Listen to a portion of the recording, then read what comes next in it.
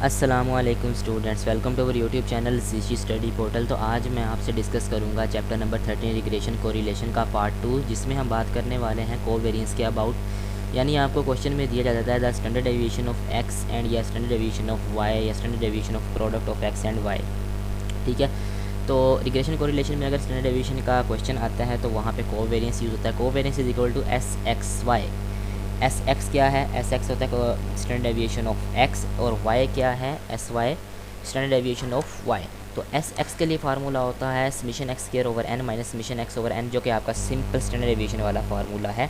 या आप ये यूज़ करेंगे या ये यूज़ करना, या एस वाई अगर आपने फाइंड करना है तो आप ये फार्मूला यूज़ करेंगे या फिर ये फार्मूला यूज़ करेंगे।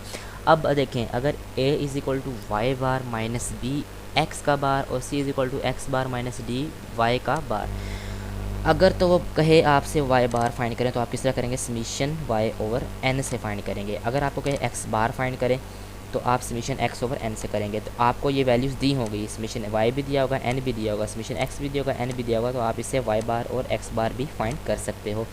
नेक्स्ट कुछ इंपॉर्टेंट टर्म्स हैं। a and c have same formula, b d r have same formula. b d r हम यानी कि y ऑन x और x ऑन y और r जो कि कोफिशिएंट होता है उसको हम फाइंड करेंगे। तो आप पहले b और d फाइंड करेंगे, फिर आप r फाइंड करेंगे।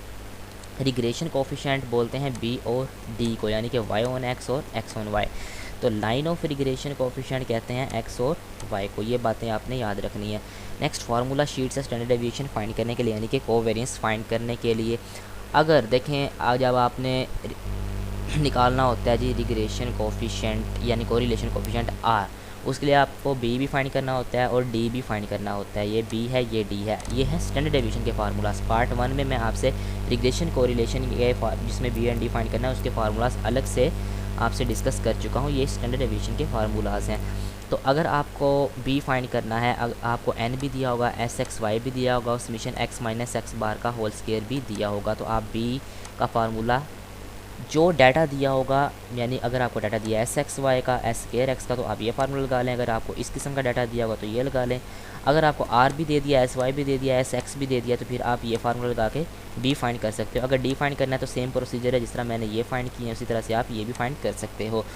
अब बी और डी फाइंड कर लिया, अब फाइंड करना है आर। तो आर अगर आपको डाटा दिया है कि product of square deviation of X and Y, तो आप ये वाला फार्मूला यूज़ करेंगे। अगर आपको दिए हैं कि एस एक्स वाई, तो फिर आप ये फार्मूला यूज़ करेंगे। वरना सिंपल जो आपने आर फाइंड करना होता है वो आपका ये फार्मूला होता है R positive negative B multiply by D. ये एक्स नहीं है, मल्टीप्लाई का साइन है। तो बी आप जो आपको डाटा दिया होगा इस फार्मूला से फाइंड करके आएंगे, डी आप यहाँ से फाइंड कर लेंगे। तो इस तरह से आप आर निकाल सकते हो। ठीक है, तो कुछ क्वेश्चंस भी देख लेते हैं इनके। If sum of product of deviation, यानी देखें sum of product of deviation X और वाई, तो ये मैं पार्ट 1 का क्वेश्चन है वो आपसे डिस्कस कर रहा हूँ कि एक्स भी दिया है और वाई भी दिया है।